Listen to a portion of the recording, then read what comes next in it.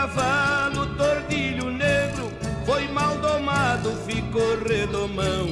E este gaúcho, dono do pingo, desafiava qualquer peão. Dava o tordilho negro de presente pra quem montasse sem cair no chão. Eu fui criado na lida de campo, não acredito em assombração. Fui na estância topar o desafio, correu boato na população. Foi num